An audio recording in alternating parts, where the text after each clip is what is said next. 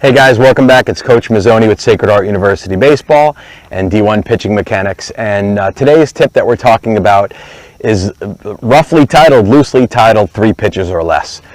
The philosophy that I have as a coach, regardless of whether it's an 8-year-old kid I'm giving lessons to or a minor leaguer that's back in the off season to work with them, and that's the idea that we're trying to get people out with every pitch. We're trying to get people out with every pitch. We're not trying to make always the world's most perfectly located pitch because we give the hitter too much credit. We realize that hitting is very difficult, very, very difficult. Even when I'm throwing batting practice and serving them up at 50, 60 miles an hour, a lot of guys don't produce great swings, and a lot of times, even if they do, the guys are behind to make a play. So I don't give the hitter too much credit. It's that rare hitter at any level that is truly so frightening that he needs to be pitched around. And when you get that situation, sometimes you just tip your cap and you go, you are one heck of a hitter. I'm going to nibble and throw changeups and miss the zone. And if you want to get yourself out, great. If not, if there's first base, the next guy behind you, I'll have him roll into a double play.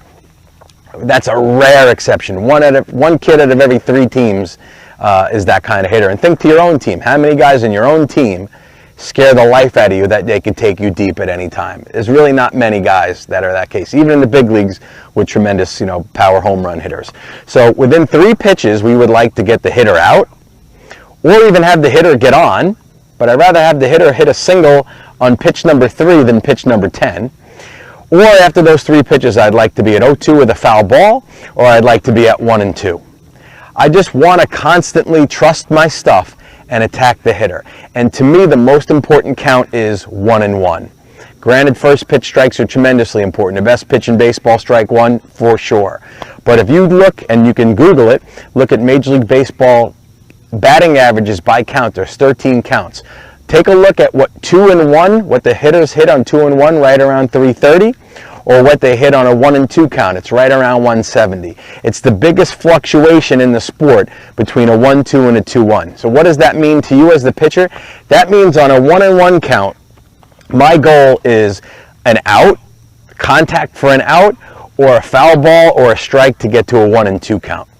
To nibble and not trust your stuff and try to make that perfect pitch that now turns into 2-1 has changed that at bat. So a 1-1 count is always a challenge pitch, always a challenge pitch, always looking to attack. Now, along with this philosophy, on a 2-strike count, maybe a different story, especially if I don't have the world's best defense and I've now battled and gotten the guy to 0-2. Yeah, I want to throw a great pitch, not a waste pitch, not a pitch that has no purpose other than to get me to 1-2. I want to throw a killer pitch. Could be a located fastball on the corner or up and in, or a changeup for a strikeout, or a breaking ball for a strikeout. I'd love to finish the guy off for a strikeout, because if I don't have to involve my defense when I have 2 strikes, great. But if you ask me on a 2-0 count, runners at first and second with 1 out, what I'm thinking about as the pitcher, or what I want my pitchers to think about, I want them to think that they're a pitch away from a double play. And the goal should be to throw a pitch in a way that not only produces a strike is great, I want to produce contact the way I want it, to get a guy to roll a ground ball to my shortstop and we flip and turn a double play ball. So the 3 pitches or less philosophy can really serve you very well. Along with this, whether it's hot out or cold out or even a beautiful day, you know what your defense wants to do? They want one of 2 things. They want action. They want ground balls, they want fly balls, or what do they want to do? Have the inning over to run in, get their helmet on, and hit again. They do not want to stand out there in 35-degree weather or 105-degree weather while you throw, 40 pitches an inning, walk 3, strike out 3, and everyone's standing there thinking that maybe a lacrosse over in the other field looks fun. Let's not do that.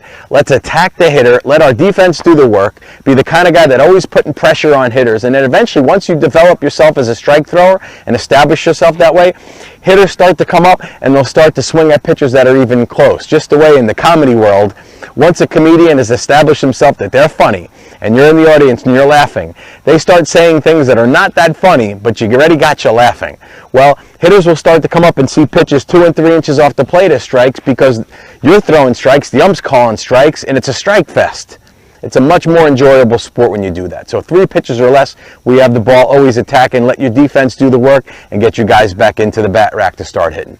It's Coach Mazzoni for Sacred Heart Baseball and D1 Pitching Mechanics. Look forward to sharing the next